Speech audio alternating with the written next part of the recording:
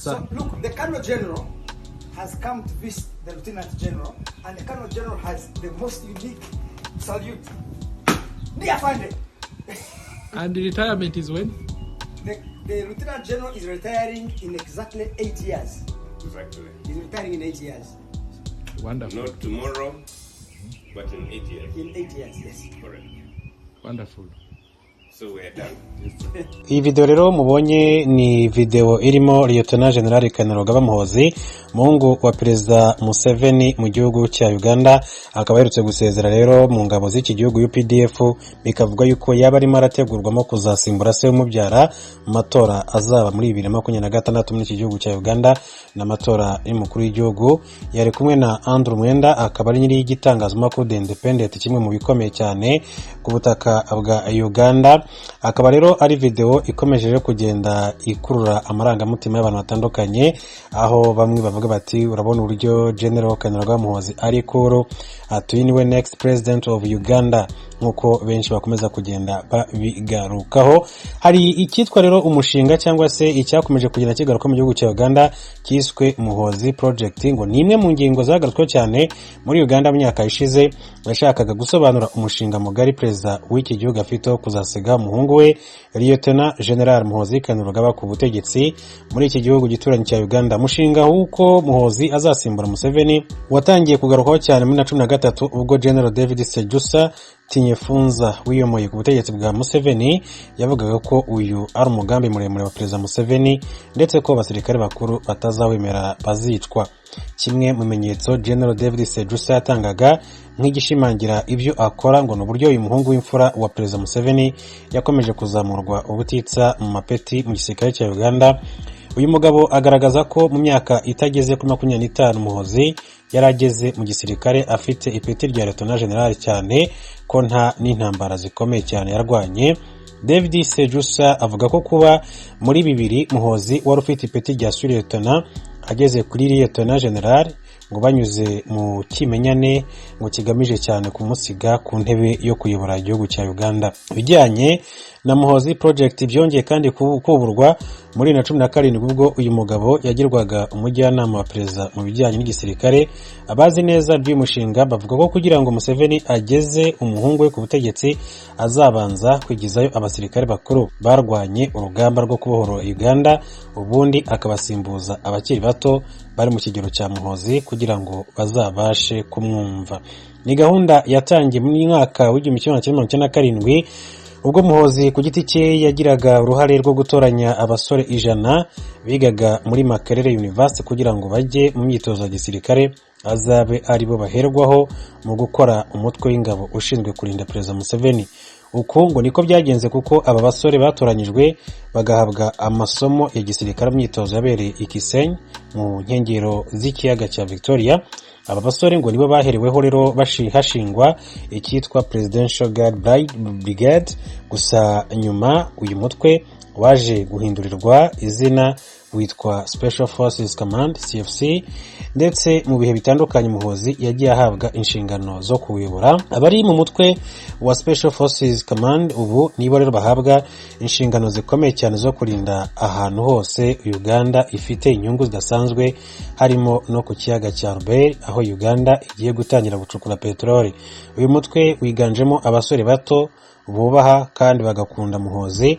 Ubu ngo hari impungenge z'uko ushobora kumira ibikorwa byose by'igisirikare cya Uganda, dore ko na Perezida Museveni aherutse gutangaza ko ashaka kugira brigade kugeza ubu ugizwe n'abasaga 10,000. Guha rero umutwe izi mbaraga bivuze ko umunsi Muhoozi azaba afite ubutegetsi azabasha kugira umubare munini cyane w'abasirikare bakomeye bamuri Nyuma, cyane ko hari amakuru avuga ko muri UPDF hakirimo abasirikare bakuru batamwiyumvamo. Muhoozi akaba ari mu nzira za politiki. Abakurikirana politiki ya Uganda bavuga ko amahirwe yuko Museveni yazongera kwiyamamariza kuyobora Uganda ari make cyane bitewe n'imyaka agezemo, kandi igikundiro cye muri iki gihugu kikaba kigenda kigabanuka umunsi ku wundi. Kugira ngo rero yizeye umutekano we, birumvikana ko mu buryo bumwe cyangwa se ubundi agomba gusiga ku butegetsi umuntu utazamusagararira.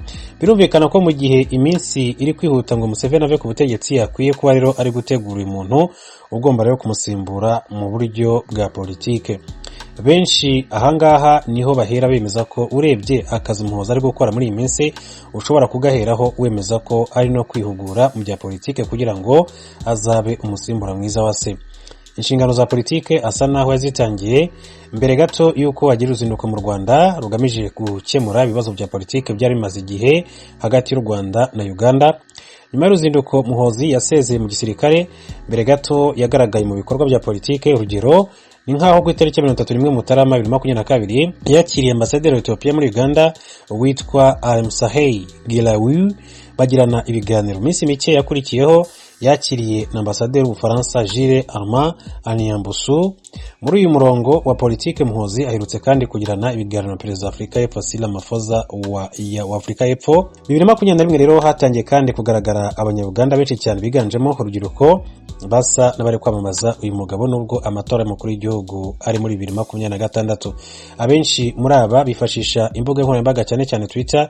Ni kenshi uzahura na hashtag igira iti perezida wanjye wa 2026 cyangwa se umugaba w'ingabo w'ikirenga utahiwe. Izi ziba ziherekejwe n'ifoto ya Muhoozi.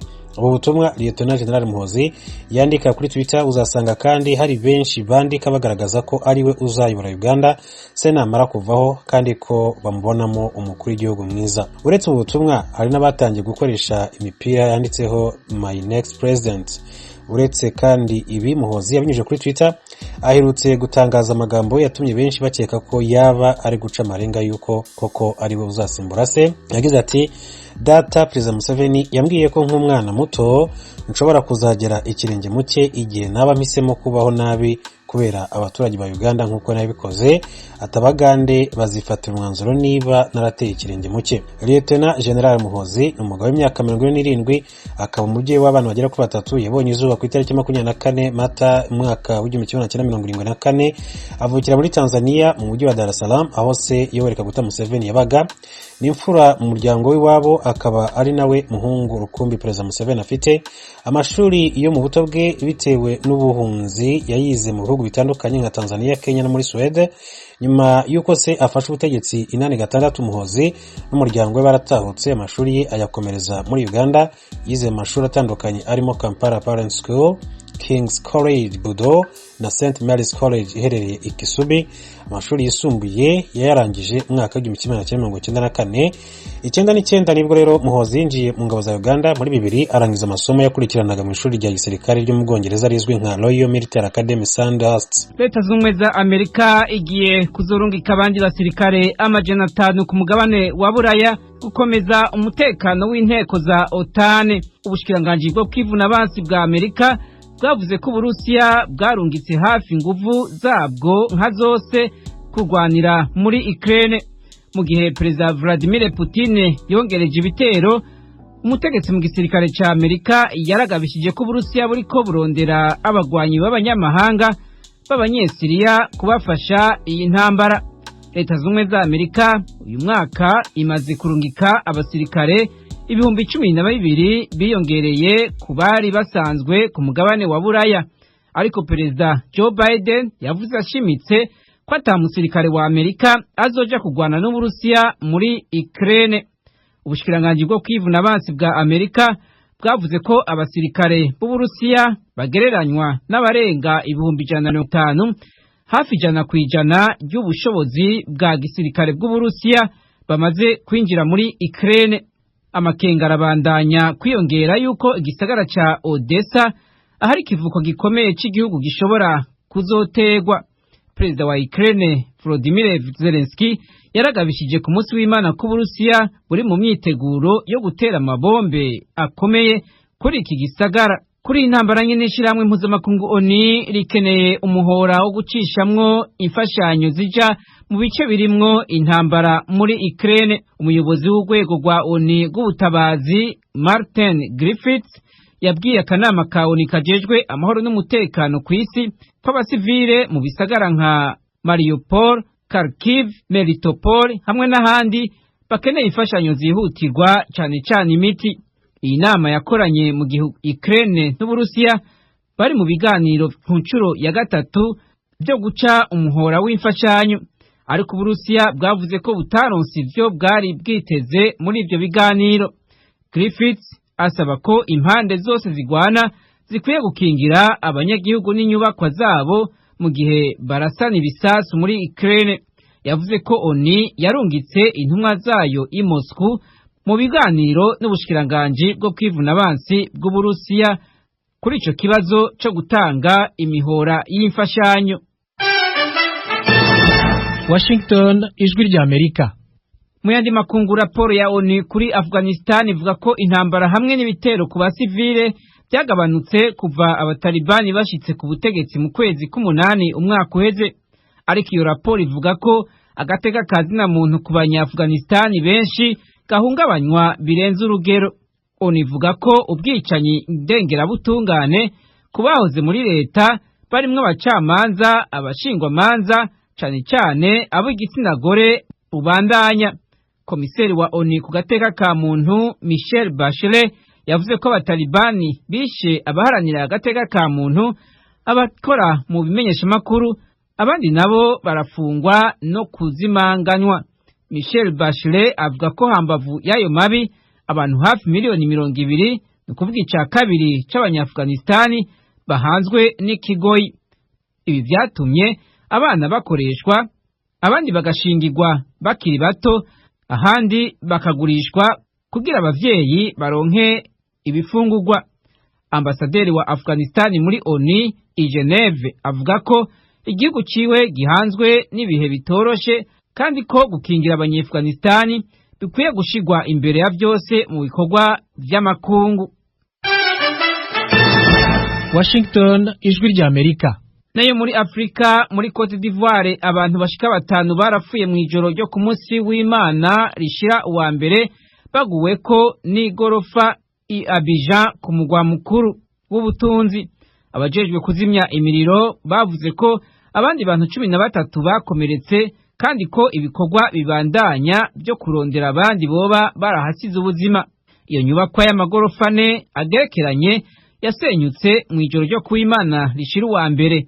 Umushikiranganji wa mbere Patrick Achi yavuze ko amatohoza y'iryo sanganya yatanguye kandi amategeko akazokurikizwa. Ku itariki ya 27 z'ukwezi kwa kabiri guheze, iyindi gorofa yari kirubakwa yarasenyutse aho nyene i Abidjan hafa abandi bantu 7.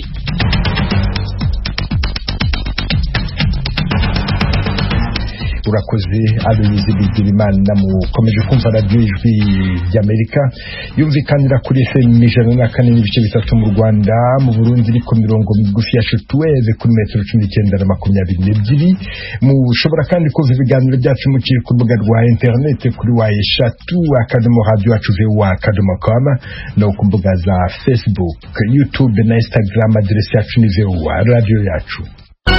Iwanyu mu ntara. Tuyagire mwisanzuye kw'ijwi ry'Amerika. Ni kuva ku wa mbere gushika ku wa gatanu kuva 7 gushika 7:30 z'umutaga.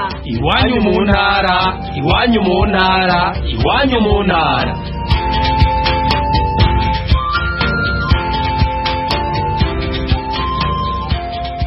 Kuri iyi tariki ya 8 y'ukwezi kwa gatatu, isi yose irizihiza umunsi mpuzamahanga wahariwe umugore. Uyu munsi ugeze mu gihe impunzi z'abarundi bari mu nkambi ya Nduta na Nyarugusu muri Tanzania bavuga ko nta jambo bagira kandi ko bugarijwe n'ibibazo bitandukanye. Inkuru irambuye James Joven. Hafi amakungu yose arimo kwizihiza umunsi mpuzamakungu wahariwe abakenyezi, ariko abatuye mu nkambi za Nduta na Nyarugusu bo bavuga ko ibibazo by'abarenze nta bwigenge bagira n'agahohotero kararenze muri iki gihe. Benshi muri bo bavuga ko bafatwa ku nguvu, cyane cyane iyo bagiye gusenya, gukinyizwa n'abagabo mu rugo, kutigishwa imyuga itandukanye yabafasha gukemura ibibazo mu miryango, bigatuma ubuzima bw'umukenyezi mu nkambi budatera imbere. Bamwe mu bahaye ikiganiro ijwi ry'Amerika bavuga ko umukenyezi ari we muryango, ariko aho batuye mu nkambi bavuga ko umukenyezi atajambo agira, naho amakungu buri mwaka yizihiza umunsi wahariwe abakenyezi. Umugore ni wari umuryango kubera ari we aguma yiruka arondera kiriya na kiriya. Mu bisanzwe turafise agahohotero kadasanzwe kifatwa ku nguvu. Iyo tugiye gusenya kwa dusenya inyuma y'ikambi turafatwa ku nguvu abenshi. Ubu benshi turabapfa n'umupfakazi n'ukuri ntidufashwa hana kimwe badufashisha babona yuko mwengo turishoboye kandi tutishoboye aha nyene tubayeho nabi twebwe abakenyezi nta jambo dufite muri UN twaranutse ntawe uja mu kijiji ye mu kijiji ni ugufata bafatwa ku nguvu bakagushiramo ingwara utazopfa wivuje ngo ukire abagabo nabo mu kuturya baturya buko babunyama hariho numva ngo amashira hamwe wajejwe iby'abakenyezi bakuvyigira hano kata amahoro ufise kweri